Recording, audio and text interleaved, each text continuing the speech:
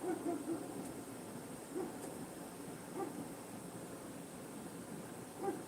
them be one of the most ridiculous ads I've ever seen.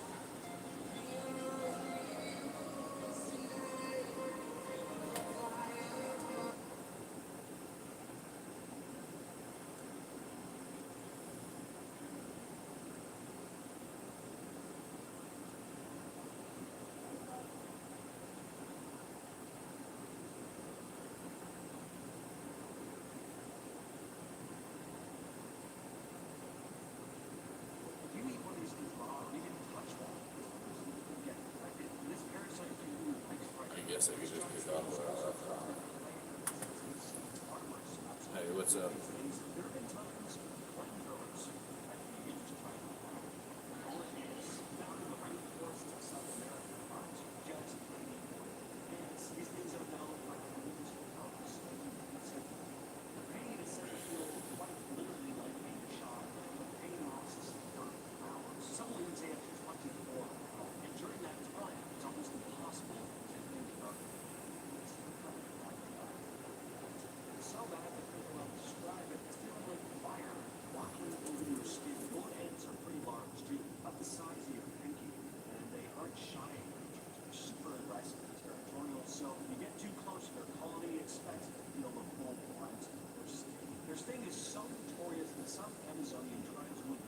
Those look cool. Young men wear these gloves, fill these hands. Gloves are left on usually about 10 minutes. You just feel it.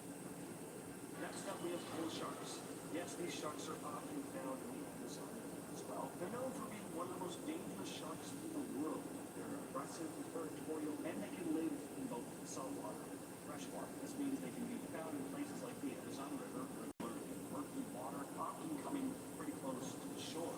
These sharks would eat pretty much anything. Fish, birds, river dolphins, mammals, humans included. They're big, too. Female bull sharks can reach about 8 feet long and weigh over 290 pounds, while males are a little smaller. But there are rare cases of bull sharks getting even bigger, getting up to 13 feet. On top of that, they're pretty bulky, with a body shape that makes them heavier than other sharks of similar length. And not only are these sharks one of the 3 shark species most likely to attack humans, they also have an insanely powerful bite. Their jaw pressure can reach up to 1,330 pounds of force, which pound down is said to be the strongest bite of shark species. Put it simply, they can just crush almost anything. Ancora cysta twista is a microscopic predator that doesn't easily fit anywhere on the tree of life. It's tiny. You need a microscope to see it. It was first discovered in a water sample from a tropical coral in San Diego Aquarium. What makes it really weird is how it lives. It hunts other tiny creatures by basically trapping them with a special structure inside its body. When scientists looked at its DNA, they realized it didn't belong to any group we already know. It's not a plant, not an animal, not a fungus. It's something completely different. Its genes are so unique that researchers had to put it in its own branch of the family tree of life. That means it split off from other life forms a really long time ago and it's been doing its own thing ever since. Even its energy systems are unusual. Part of the cell that produces energy has way more genes than almost any other cell. Up next, we have a weird little creature called Spinaloricus kinsian.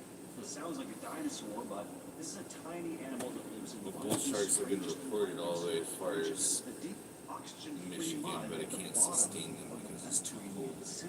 Most animals, of course, need oxygen to survive, but this species doesn't. It spends its entire life in a place where oxygen just doesn't exist. Researchers first described it in 2014 after collecting samples from the basin. When they looked at the mud under microscopes, they found this creature and a few close relatives actively moving and eating. So these creatures were surviving completely without oxygen. That's pretty much unheard of. Inside their cells, these animals are built differently from almost every other animal. Parts of the cell that normally use oxygen to make energy are adapted to work without it, so they can live in conditions that would be fatal to nearly all other forms of life. In 1992, biologists from a joint French-Vietnamese team were surveying wildlife. The locals brought them 2 strange skulls with these long, straight horns. The villagers found them while hunting and brought them over. When the team looked closely, they noticed the skulls didn't match any known antelope, cow, or similar animal. The horns, the shape of the skull, the markings, everything was different. This was some unknown type of large mammal. They named it the sow, sometimes called the blue-tailed ox. Both males and females have those straight horns, and they have these distinctive white marks on their faces. Even after the discovery, spotting a live cellate is incredibly rare. Most of what scientists know come from camera traps or rare sightings from the 90s and 2000s. Critically endangered, it's like to be fewer than 100 land in the wild. They're so elusive, they're basically one of the rarest animals. Way back when dinosaurs were still roaming the planet, long before humans ever showed up, ants were already part of the ecosystem, but they didn't look like ants we see today. In 2025, scientists revealed they'd identified the oldest ant fossil ever found. It's pretty different from what most people picture when they think of ants. This fossil comes from a rock formation in northeast Brazil. It's about 113 million years old, older than any ant fossil. Might work better It if I turn belongs the to a brightness group down. researchers call hell ants because of their strange jaws and odd look. This particular species had sight-like mouth parts that were pointed forward, so instead of opening side to side like modern ants, its jaws moved up and down. Very different way of catching prey. Another thing that sets it apart is that it probably had wings and a stinger like a wasp, so it probably hunted differently than the ants we see. About 95 million years ago, long before humans or even most of the dinosaurs you heard of were around, there was a small croc-like animal walking around what is now southwest Indiana.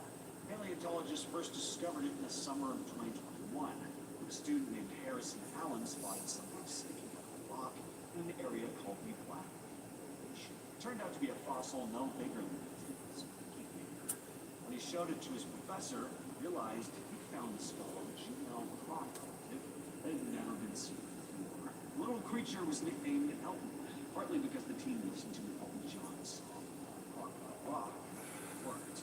But the scientific name is whatever the hell this is. Let me try.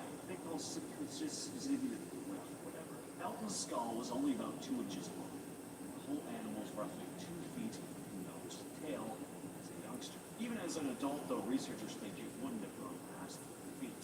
Tiny compared with most of its crocodile relatives that were around at the time. What really makes this creature stand out isn't just that size, though. Its teeth. Interesting. It is mix of different shapes instead of the usual simple ones you see in modern crocs. Its bones suggested that on land, not in rivers or swamps.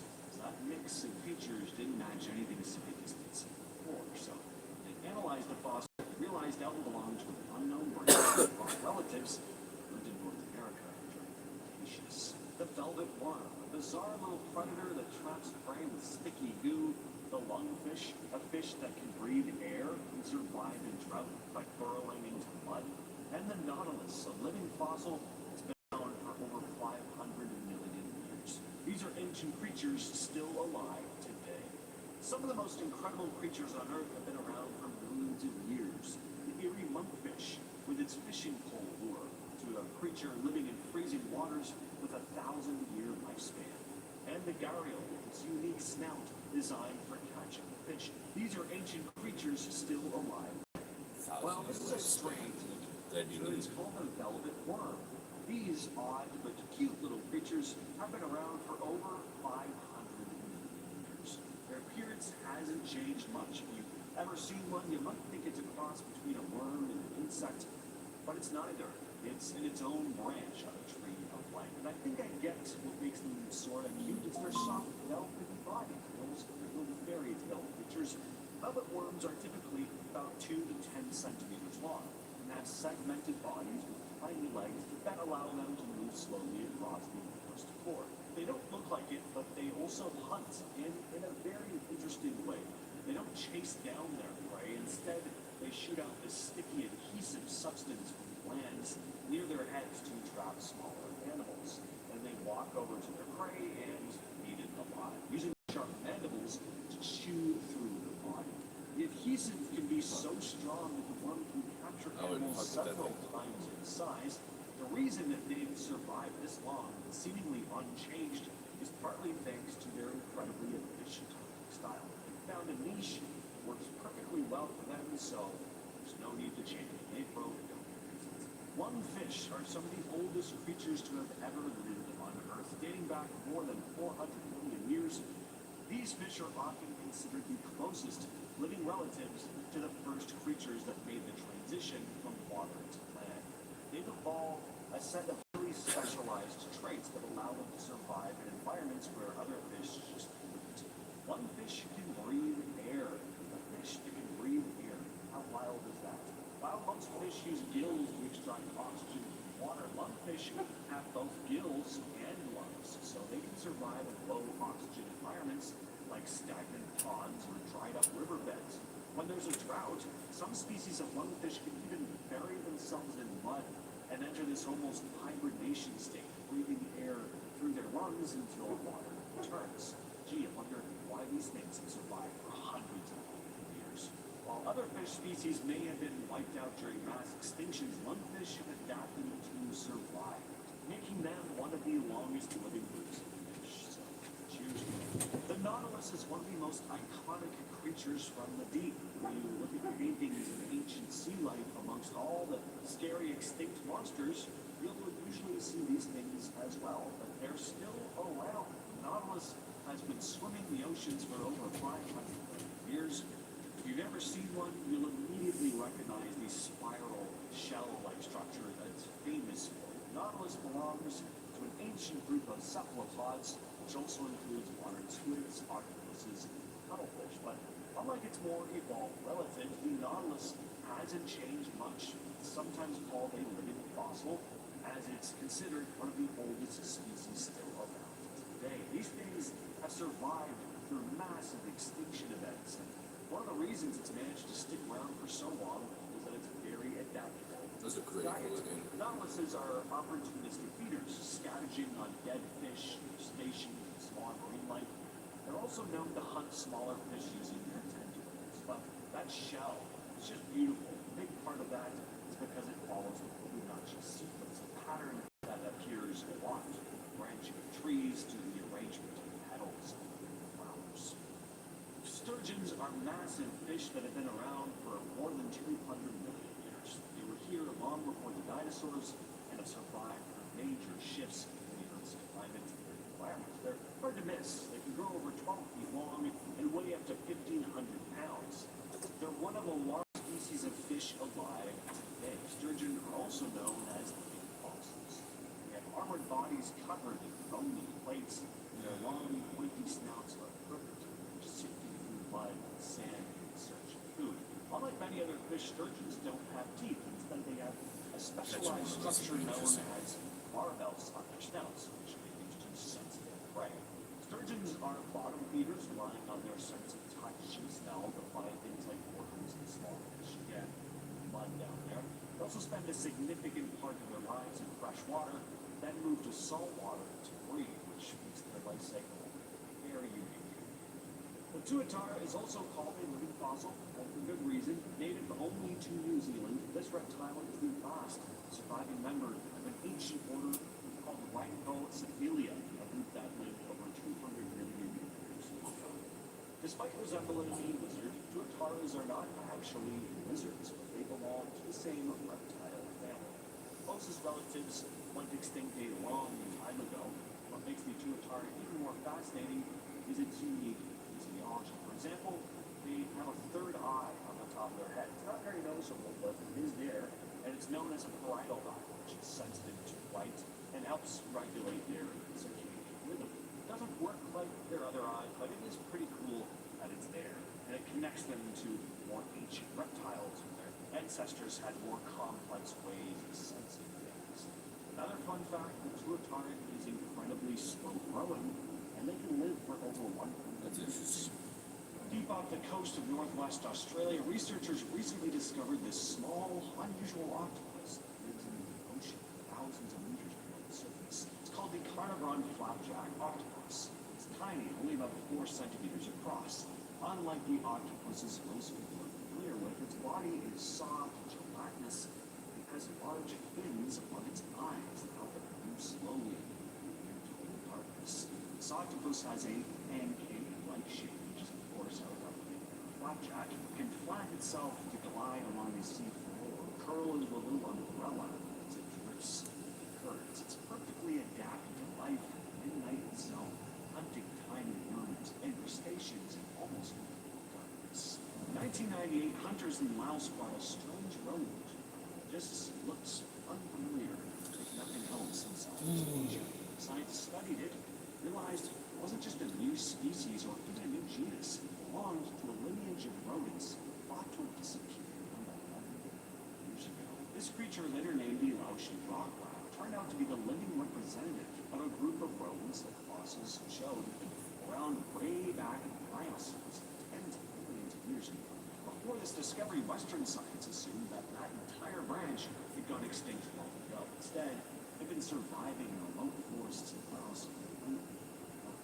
Back in the summer of 2020, a group of researchers exploring reptiles in the mountains of northern India came across a few brown snakes lying out on a mud road in Himachal Pradesh. Scientists took a closer look at their DNA and realized these were something completely new science. This new serpent grows to about 22 inches long, and it's noticed by its copper-brown color and this faint band around its neck. Almost looks like a mullet. It has a short head with fairly large nostrils and lots of teeth, which set it apart from similar snakes. Researchers have since found the species in other parts of the region too. Back in 2000, researchers from the Monterey Bay Aquarium Research Institute were exploring waters off the California coast. They remote-controlled submersible started seeing an odd transparent creature in the water. Exploring the midnight zone, which is the open water hundreds of thousands of meters down. Almost no light features. Scientists didn't know what to make of this thing, so they just called it the mystery mollusk. For more than 2 decades, their cameras spotted this thing.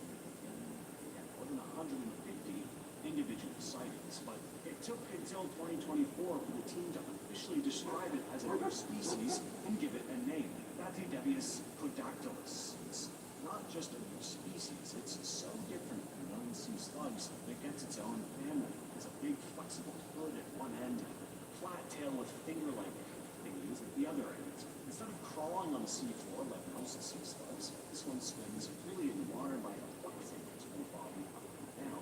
It doesn't sink or float on its own, it sort of just hangs in the water, moving slowly and drifting currents. It uses that hood like a truck to catch small shrimp-like animals, and strange as it sounds, it also glows. It thinks its body can light up, and it can even drop glowing little pieces in its tail to distract something like a truck. Incertus squilla camera is a recently discovered mantis shrimp. It stands out because it doesn't fit neatly into any of the categories scientists normally use for these animals. Mantis shrimp are marine crustaceans, not true shrimp for the ones we eat. They are shrimp-like and known for being fierce little hunters in the ocean. What's unusual about this one, though, is that when researchers looked at it, they realized its combination of features didn't match any known family.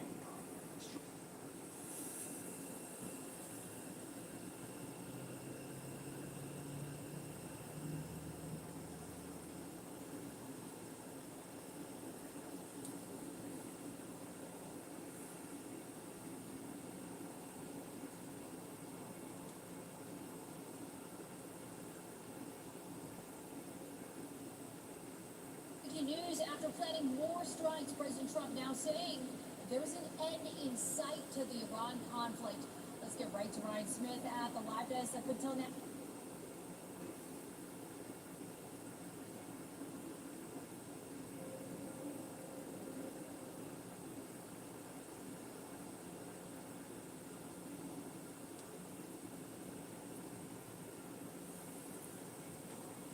April 15th, 1986. U.S. Air Force Major Brian Shaw streaks through the stratosphere, 15 miles over Colonel Gaddafi's Libya, in his Lockheed SR-71 Blackbird. Flying too high for enemy fighters to reach, too fast for missiles to catch, virtually invisible to radar. Not a single one has been shot down in over 2 decades of operation. But a series of course corrections has temporarily slowed Shaw's Blackbird's speed. Suddenly, he sees red warning lights flaring across his instrument panel. Somehow, dated Soviet-built Libyan surface-to-air batteries have locked on to the world's fastest aircraft. The SR-71's only hope was to hit the gas. Everyone was about to find out if the Blackbird could actually outrun the missile. Challenge. The development of the SR-71 can be directly linked to an infamous incident involving its predecessor, the Lockheed U-2 spy plane. On May 1st, 1960, the U-2, flown by Francis Gary Powers, was disabled over Soviet airspace. Hit by surface-to-air missiles, the aircraft plummeted from 70,000 feet to 30,000 feet before Powers could bail out of the damaged cockpit. Powers survived, but was immediately captured by Soviet forces. President Eisenhower's cover story about a weather research aircraft quickly fell apart. when the Soviets proudly displayed the downplane surveillance equipment at a press conference. The U-2 incident became an immediate diplomatic catastrophe, straining already tense Cold War relations.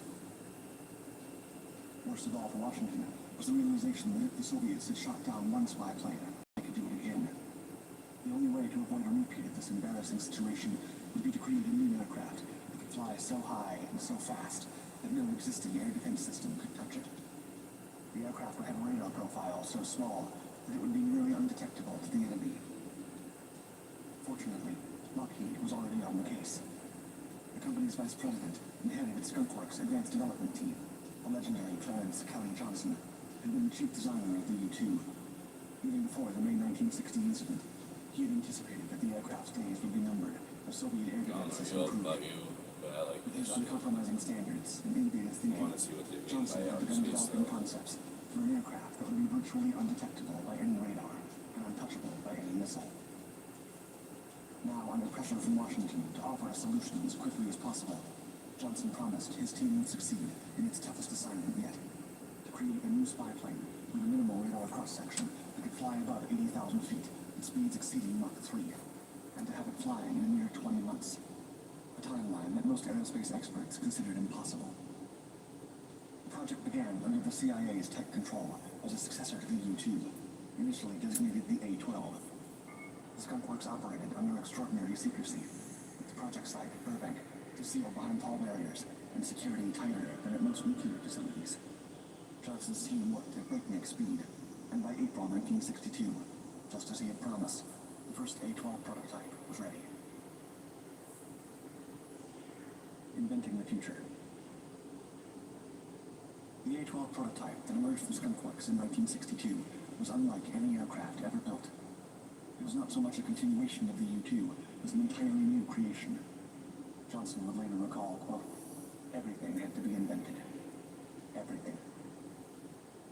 Johnson and his team's design choices reflected their necessity for both unprecedented aerodynamic performance and a vastly reduced radar profile. This would begin with the A-12's sleek, duck-like shape, a radical departure from conventional aircraft of the era.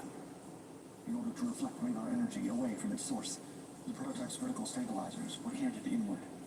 The fuselage sides were flattened with tapering edges, while sawtooth-shaped sections incorporated special radar-absorbing materials, an early attempt at what would later be called stealth technology. The A-12 featured tapered chines, sharp edges that ran along either side of the fuselage from the nose to the wing loops.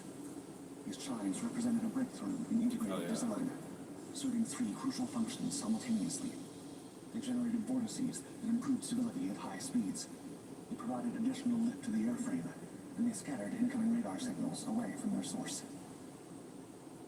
However, the extreme speeds at which the A-12 was expected to travel presented another fundamental challenge: heat. With temperatures on the aircraft's leading edges expected to exceed 1,000 degrees Fahrenheit during flight at Mach 3 and beyond, conventional aluminum airframes would simply melt. This challenge forced Johnson's team to use titanium alloy for 85% of the structure, a material that provided the strength of stainless steel at a fraction of the weight, while withstanding the intense heat of supersonic flight. Titanium proved exceptionally difficult to work with. The brittle alloy would shatter if mishandled, causing immense frustration on the assembly line. Conventional cadmium-plated steel tools fractured the titanium on contact, forcing Skunk Works to design and fabricate new tools, themselves made of titanium. Adding to these complications, metallurgical contamination was a persistent problem. At one point, 80% of the delivered titanium was rejected on these grounds. Yep. That's nuts. To handle the massive temperature variations, the A-12 skin panels were manufactured to fit loosely on the ground, only achieving proper alignment as the airframe heated up during flight. So Nevertheless, it's very this fragile design unless feature, you use along with the titanium. lack of a proper fuel sealing system, meant the aircraft leaked fuel while stationary, a characteristic that would become legendary among ground crews. Meanwhile, the canopy of the single-seat cockpit was equipped with special quartz glass to withstand extreme temperatures, the outer windscreen made of 3 layers and cooling sections between them. For propulsion, the A-12 was designed around the revolutionary Pratt & Whitney J58 engine, though initial flight testing began with the less powerful J75 due to J58 development delays.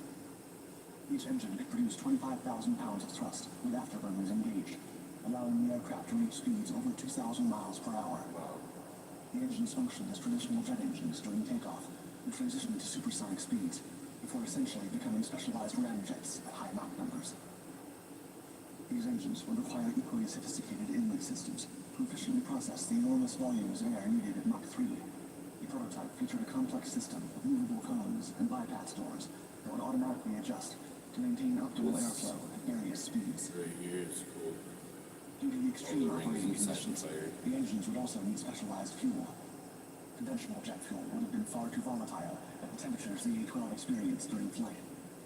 Engineers developed JP-7, a unique high flashpoint fuel specifically designed for the aircraft.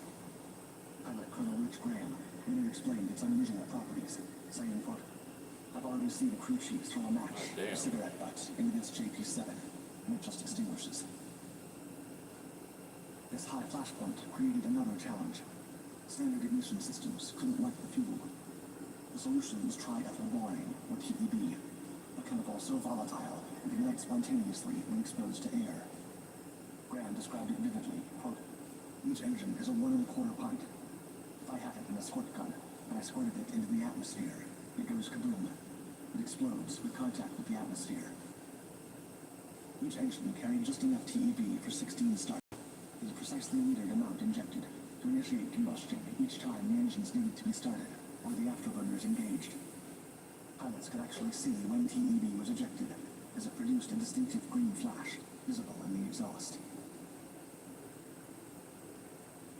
To the test. The A-12 prototype was ready, but the U.S. government was keen to keep the project secret for as long as possible. Therefore, trials would take place at the same remote testing location deep in the Nevada desert where the U-2 had been tested. Officially called Groom Lake, this highly classified facility would soon become the stuff of legend as the semi-mythical Area 51, its existence not publicly acknowledged by the CIA until 2013. It was here where, on April 30th, piloted by Lockheed test pilot Louis Schalk, the A-12 prototype took to the skies for the first time. Still in its natural titanium finish, rather than the black paint that would later become iconic, this first flight was kept brief and below the aircraft's potential. Schalk kept the landing gear down throughout the flight as a precaution, reaching just 340 miles per hour and 30,000 feet during this initial 35-minute test. While modest compared to what would come, this first flight was crucial in validating the basic handling characteristics of a design unlike anything that he'd flown before. Over the following months, as testing progressed, the A-12 gradually pushed toward its design capabilities. On July 20th, 1963, the A-12 achieved a sustained speed above Mach 3 at an astounding altitude of 78,000 feet, breaking records nearly every time it flew. The aircraft's outstanding radar deflection capability were also confirmed during testing, with radar cross-section measurements showing an incredible 90% reduction compared to conventional aircraft of similar size. These tests revealed practical challenges as well. At such extreme speeds, traditional navigation methods became obsolete. Visual references that pilots had relied on for decades, highways, rivers, and metropolitan areas, were rendered meaningless, replaced by mountain ranges, coastlines, and large bodies of water as the only features that could be distinguished at Mach 3. After completing its testing phase at Groom Lake, the A-12 moved from experimental aircraft to operational spy plane. In 1965, with the Vietnam War escalating, the CIA began deploying A-12s to Kadena Air Base on Okinawa, Japan, under an operation codenamed Black Shield. The aircraft would conduct missions over North Vietnam, North Korea, and other critical areas in Asia, providing the United States with vital intelligence that satellites of the era simply couldn't match. A-12 operational missions were conducted in absolute secrecy. The aircraft flew so high and so fast that even when detected on radar, they would be gone before fighter aircraft could be scrambled or surface-to-air missiles could reach their altitude. The pilots, rather than being military officers, were civilian CIA employees operating under non-official cover. If captured, they would have no military protection under international conventions. From A-12 to SR-71. However, while the A-12 carried out its CIA operations, the U.S. Air Force was busy developing its own version of the aircraft. The Air Force had first ordered its own variant, initially designated the R-12 by Lockheed, as early as December 1962. Their version would be longer and heavier than the original A-12, primarily to accommodate more fuel and a two-person crew. Unlike the single-seat A-12, the Air Force wanted their aircraft to have tandem cockpits, one for the pilot and a second for a reconnaissance systems officer, or I don't think RSO, I'd ever do who would it. It navigate looks and like operate the fun. sophisticated surveillance systems. The RSO's expertise would be crucial for managing the complex electronic and photographic equipment during marathon reconnaissance missions. The Air Force variant also featured reshaped fuselage chines and redesigned engine nacelles. While the A-12 had been primarily designed to carry a high-resolution camera, the new aircraft would carry a more diverse payload, including signals intelligence sensors, side-looking airborne radar, and multiple photographic systems. By 1964, with Cold War tensions high and a presidential election approaching, politics entered the picture. Republican presidential nominee Barry Goldwater had been criticizing President Lyndon B. Johnson's administration for falling behind the Soviet Union in developing new weapons. Seeking to counter this criticism, Johnson made a surprising decision to reveal the existence of the top-secret aircraft program. When everything on the IHOP value menu is just $6, you can go all out. Because eggs, bacon, and fluffy pancakes are just $6 every day. And OMG, there's a new BLT. And it comes with fries. Celebrate every day for just $6 with the IHOP value menu. This right here is what the experts call a problem.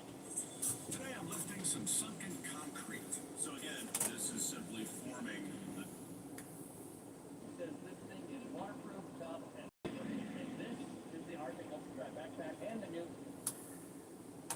In July 1964, in what would become a famous announcement, President Johnson publicly disclosed the existence of this new reconnaissance aircraft, referring to it as the RS-71. However, Air Force Chief of Staff General Curtis LeMay had lobbied for the SR designation for strategic reconnaissance instead of RS for reconnaissance strike. Either before or after the speech, sources differ. The designation was changed to SR-71, though the President's actual words remained RS-71 in his delivery. That same year, the aircraft received its distinctive black paint, a practical decision rather than an aesthetic one.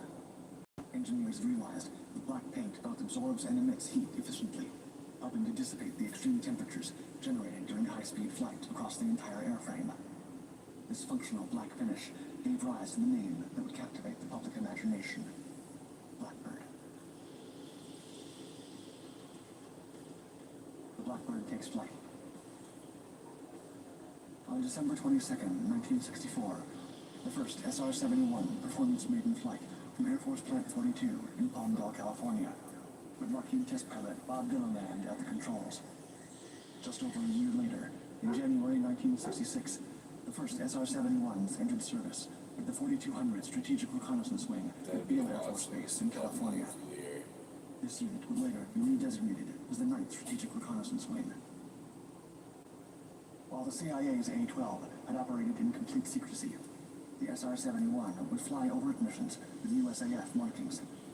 A-12 pilots had operated as civilian CIA employees, but SR-71 pilots were uniformed Air Force officers who carried Geneva Convention's ID cards in case they were shot down.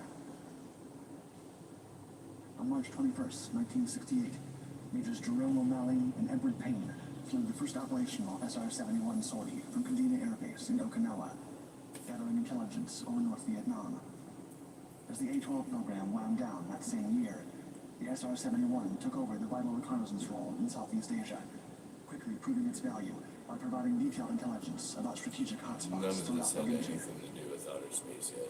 Local personnel at Kadena nicknamed the sinister-looking SR-71 Havu, after a venomous pit viper native to the region. The name stuck, becoming one of several affectionate nicknames for the Blackbird among those who worked with it. Flying at over 80,000 feet, more than 15 miles above the Earth, the SR-71 could survey 100,000 square miles of territory in a single hour. Its sophisticated camera systems could resolve objects as small as 6 inches from its cruising altitude, while its side-looking airborne radar could penetrate cloud cover to map terrain and track vehicle movements. Yet, this extraordinary reconnaissance capability would have been worthless if the aircraft couldn't survive to bring its intelligence home. When surface-to-air missile launches were detected, The standard Blackbird evasive action was remarkably straightforward. Simply accelerate and outpace the threat. This strategy proved remarkably effective. Over 4,000 missiles were fired at SR-71s during their operational career, yet none ever managed to score a hit. The few losses the program did experience came from mechanical failures rather than enemy action. Flying the Blackbird was an experience unlike any other in aviation. In preparation for each mission, pilots and RSOs followed a specific dietary protocol that included a high-protein, low-residue meal of steak and eggs. After their meal, crews would undergo a quick medical examination before donning their specialized pressure suits, effectively the same type used by astronauts. These suits were essential. At operations, blood would boil without pressurization, and if ejection became necessary at Mach 3, pilots would face temperatures up to 450 degrees Fahrenheit from air friction alone.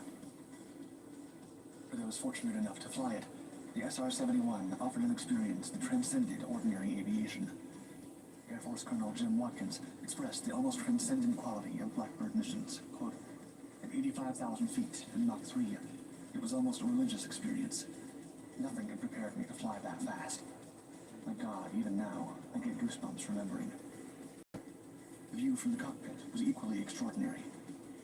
Flying at the edge of space, pilots could see the curvature of the Earth while looking up into a sky that appeared almost black. Below them, the world passed by at a rate of nearly a mile every second, rendering conventional navigation references useless. The aircraft offered a perspective of our planet that until that time had been available only to a handful of astronauts. Yet, while the cockpit came with an incredible view, it was also a somewhat extreme environment. During Mach 3 flight, the exterior of the windscreen could reach temperatures of 600 degrees Fahrenheit, while the interior maintained a more modest 250 degrees Fahrenheit. Still hot enough, the crews found innovative uses for it. Colonel Graham recalled, quote, "If I took that tube food and jammed it against my window in the front windscreen, which at the outside is 622 degrees Fahrenheit at Mach 3.2, and if I gave it about a minute and a half on both sides and squeezed the tube to normalize the temperature, it went down a lot better warm than it did cold. You improvise up there, and that was my in-flight oven." Missions typically lasted between 3 and 4 hours, though some stretched to 8 or more. The SR-71's most notable missions came during the 1973 Yom Kippur War, when it flew from the east coast of the United States to the Middle East and back, providing crucial intelligence directly to President Nixon. Graham explained, quote, "The President wanted to find out whether the Arabs and the Israelis had really moved back from the front line like they said they did. He went over there, took the imagery, came back, and showed photographic proof they were both lying about where their forces were. He called those countries and said, 'Get them back. I've got proof you're not where you're supposed to be.' That's what ended the Yom Kippur War." During operations in Northern Europe, on rare occasions with exceptional visibility, Blackbird crews could spot Soviet interceptors trailing far below them, sometimes up to 200 miles away, futilely attempting to intercept the much faster reconnaissance aircraft. Despite the best efforts of Soviet pilots flying the MiG-25 Foxbat, the fastest interceptor in their arsenal, the SR-71 always remained untouchable, slipping away at speeds no other aircraft could match. The SR-71's operational tempo was limited by its intensive maintenance requirements. On average, each aircraft could fly only once per week due to the lengthy preparations needed. Very often, an SR-71 would return with rivets missing, delaminated panels, or damaged inlets, requiring repair or replacement. In some cases, the aircraft wouldn't be ready to fly again for a month. Despite these challenges, the intelligence gathered by the Blackbird proved worth every hour of maintenance and every drop of the specialized JP-7 fuel that leaked from its tanks. That's crazy. The SR-71 provided American leaders with crucial information that simply couldn't be obtained any other way, helping to navigate the Cold War's dangerous waters while remaining above the fray. Becoming legend. The SR-71's extraordinary capabilities were officially recognized on September 1st, 1974, when it claimed the record for speed over a recognized course by flying from New York to London in just 1 hour, 54 minutes, 56.4 seconds. This flight, piloted by USAF Major James Sullivan with Noel Whittefield, Reconnaissance Systems Officer, maintained an average speed of approximately Mach 2.72, including slowing down for mid-air refueling. For comparison, the fastest commercial Concorde flight between those cities took nearly 3 hours, while a typical airliner flight lasted more than 6 hours. The Blackbird continued to break records throughout the 1970s. On July 28, 1976, 2 more world records were set that remain unbeaten to this day. Piloted by Captain Robert Helt, SR-71 serial number 617962 reached an absolute altitude record for sustained horizontal flight of 85,069 feet. That same day, another SR-71 set an absolute speed record of 2,193.2 miles per hour, equivalent to around Mach 3.3. Nevertheless, perhaps the Blackbird's finest hour would come on April 15, 1986. Following American airstrikes on Tripoli in response to Libyan support for terrorism, Major Brian Shaw and his RSO, Walter Watson, were tasked with post-strike reconnaissance.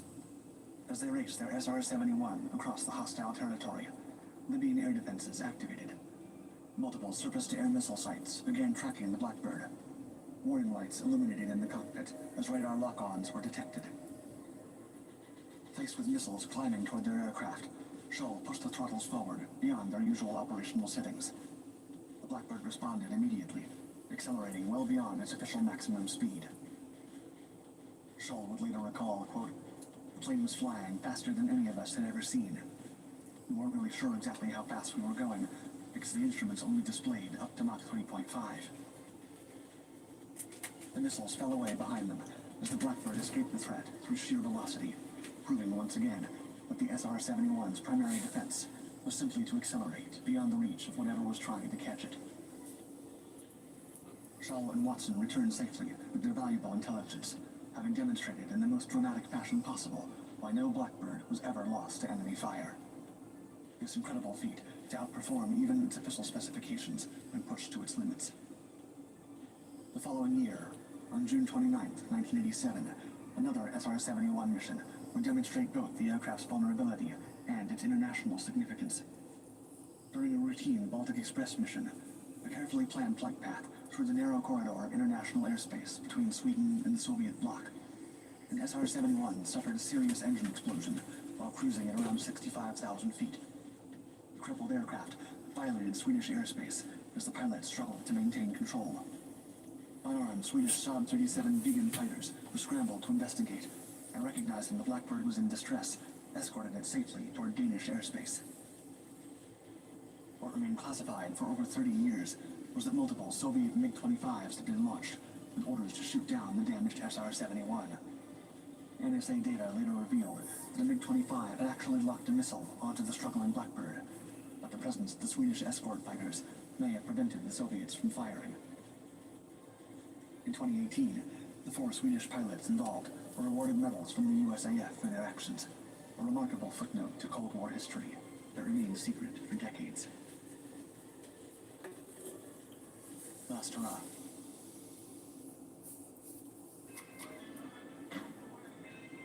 Come on. Just get them delivered, you don't. What are you doing? Who could cook at a time like this, with hundreds of deals? See this scratch? YouTube's double benefiting off Auto these shops commercials. will easily charge you $2,000. Now watch this. You can fix it easily.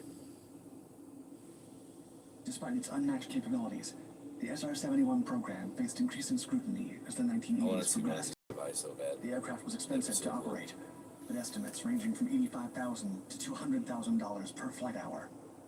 Maintenance demands remained high, and the specialized JP-7 fuel required its own dedicated tanker aircraft, the KC-135Q, for mid-air refueling. Critics argued that satellite reconnaissance was making the Blackbird obsolete. Supporters countered that satellites followed predictable orbits, allowing adversaries to hide assets during overflights, while the SR-71 could arrive unpredictably and deliver imagery within hours instead of days. The debate ended in 1989 when, largely for political Most and I've budgetary seen is reasons, that rather than helicopter operational plane ones, thing. the Air I forget Force what it's retired called. the SR-71 fleet.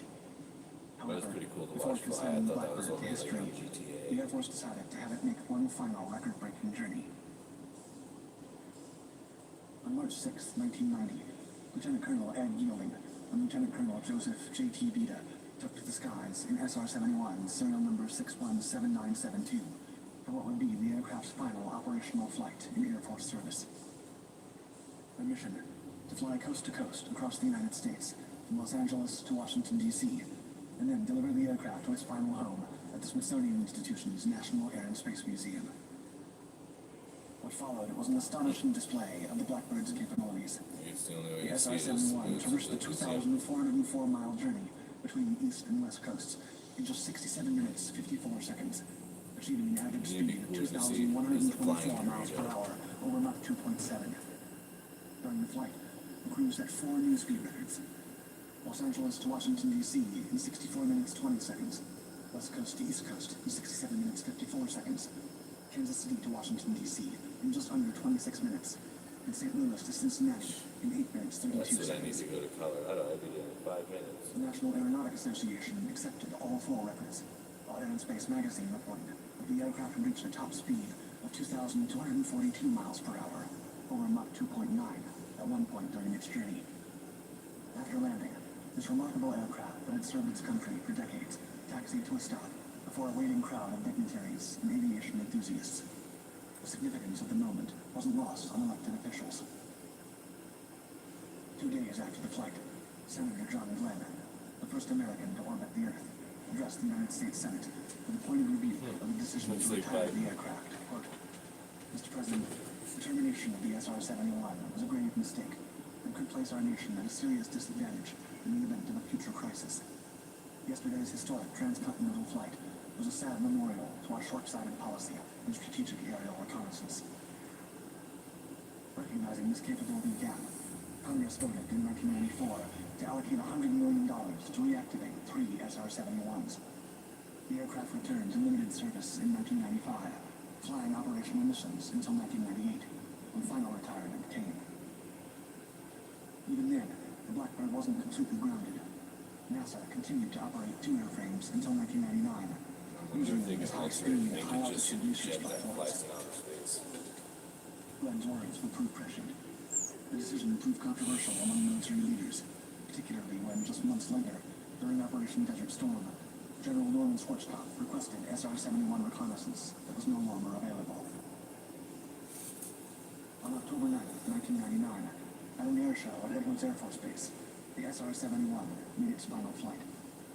Piloted by NASA crew members Roger Smith and Robert Meyer, the aircraft reached Mach 3.21, equivalent to 2,463 miles per hour, and an altitude of 80,100 feet, more than twice the height at which commercial airliners typically cruise. After reaching these impressive figures, the Blackbird returned for 3 flybys at the crowd. The elegance in its design moved some onlookers to tears as they witnessed the end of an era. The following day was to have featured the true final flight, with the crew including Maud Abdon Meyer, who had made history as the first female SR-71 crew member. However, a fuel prevented this flight, making October 9th the Blackbird's final journey into the stratosphere. In its 34-year career, from first flight to retirement, the SR-71 has set speed and altitude records that remain unbroken.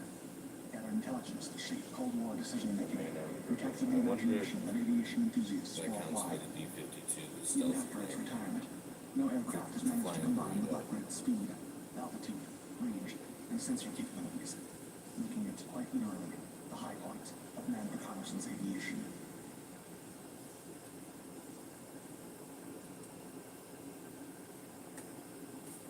Well, that's another video. I'm gonna hop off for now.